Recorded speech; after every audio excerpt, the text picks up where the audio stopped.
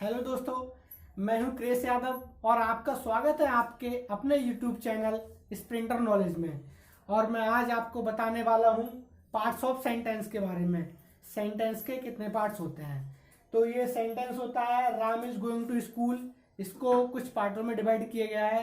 Basically इसे दो पार्टों में डिवाइड किया गया है, सब्जेक्ट और प्रेडिकेट। फिर प्रेडिकेट में भी कुछ होता है, वर्ब, ऑब्जेक्ट और कॉम्प्लीमेंट वगैरह। तो चलो मैं आपको इसे एक्सप्लेन करके एक एक करके बताता हूँ।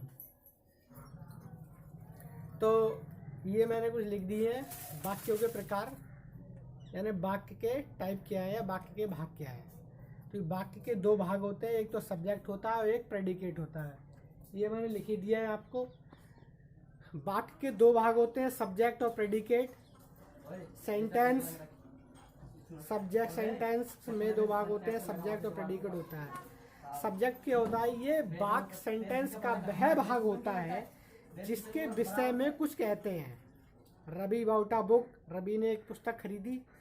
तो रवि के बारे में कहा गया है कि बॉट अ पुस्तक, रवि ने एक पुस्तक खरीदी। तो रवि के बारे में कुछ कहा गया। अब प्रेडिकेट क्या होता है, सेंटेंस का एक दूसरा भाग होता है प्रेडिकेट। प्रेडिकेट वह होता है उद्देश्य के विषय में जो कुछ कहा जाता है उसे हम विधेय या प्रेडिकेट कहते हैं। जैसे the boy bathed in the Ganga, वाक्य का विधेय क्या है, इसमें प्रेडिकेट क्यों होगी, बाथेड इन द गंगा। तो जो बॉय था उसके बारे में क्या कहा गया है कि जो लड़का है वो गंगा में नहाया।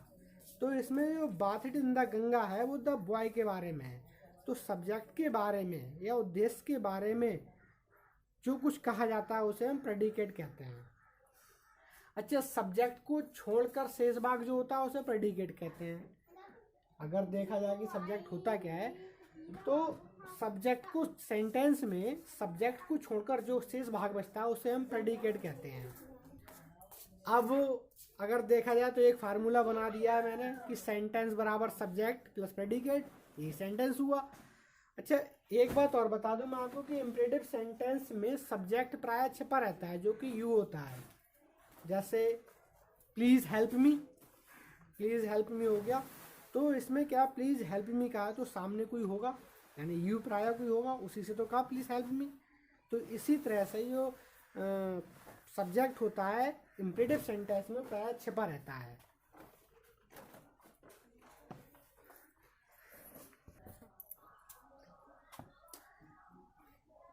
तो सब्जेक्ट और प्रेडिकेट के भी कुछ भाग होते हैं।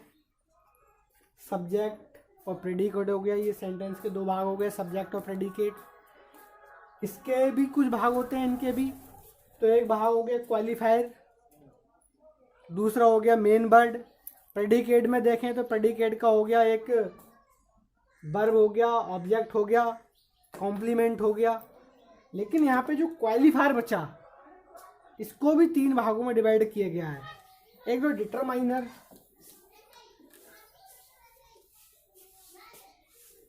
डिटरमाइनर और दूसरा है हमारा एडजेक्टिव।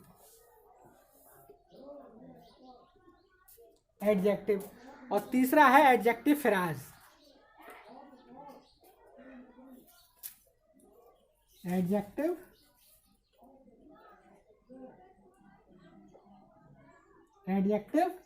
फ्रेज।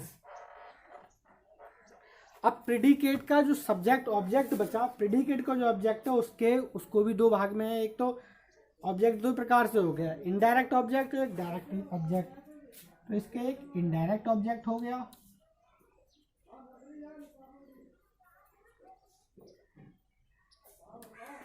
और एक डायरेक्ट ऑब्जेक्ट हो गया।